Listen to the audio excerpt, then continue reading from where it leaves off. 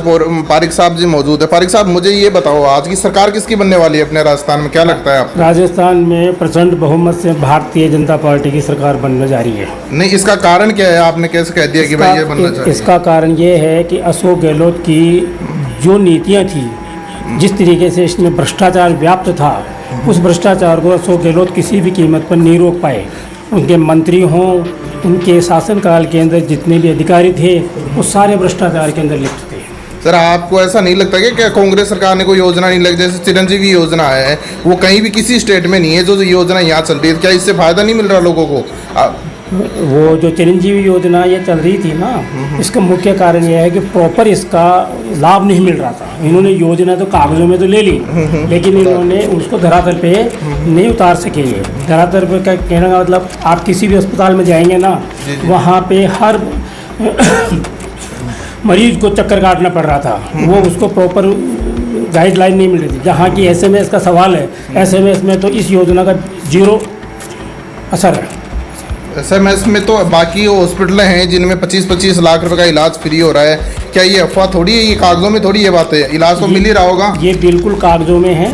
5 लाख रुपए जो घमासा चल रहा था वसुंधरा जी के शासनकाल में, उसका पूरा उसको लाभ मिला, लेकिन इस शासनकाल में इसका लाभ नहीं मिला। सर, भामाशाह तो एक ऐसी स्कीम थी, इसमें हॉस्पिटल वाले भी इसका फ़ायदा उठाते थे। जो चीज़ें मरीजों को नहीं मिल पाती थी, वो हॉस्पिटल वाले उनका पैसा उठा लेते, इलाज होते नहीं थे।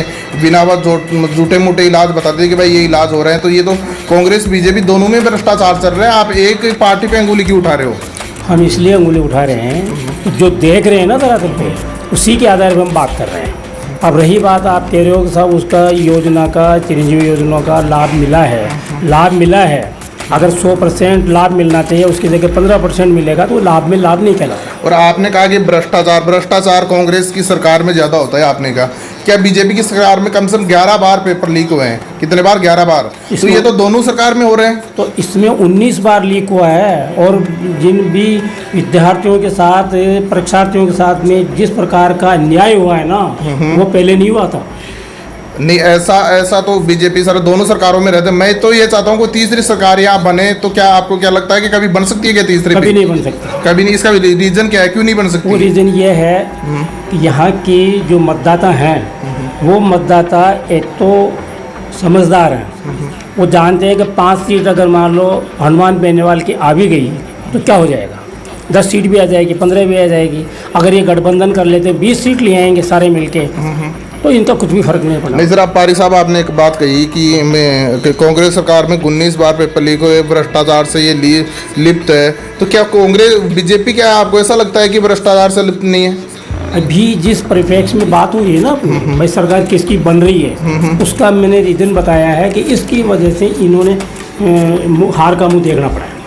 अच्छा, एक बात अपन करें, एक विधानसभा क्षेत्र, विद्यानगर एक ऐसी विधानसभा क्षेत्र है जिसमें से कांग्रेस के प्रत्याशी सीताराम जी अग्रवाल जी, इन्होंने जो पहले जबकि ये जीते हुए कैंडिडेट नहीं थे, हार गए थे कांग्रेस से, पिछली बार भी इन्हें टिकट मिली थी। तो इन्होंने जो भी अपने वादे किए थे, उन वादों से ज़्यादा अगर काम करके फिर अगर कोई नहीं जीता, तो इसके पीछे आप क्या क्या लॉजिक है? इसका मूल कारण यही है साहब, अगर विद्याधर नगर में भारतीय जनता पार्टी जीतने का मुख्य है, एक तो यहाँ पे RSS के लोग, बुद्धिजीवी लोग और जातिवाद। यानी अभी जो नरपत सिंह राजवी थे, नरपत सिंह राजवी ने कोई काम नहीं किया।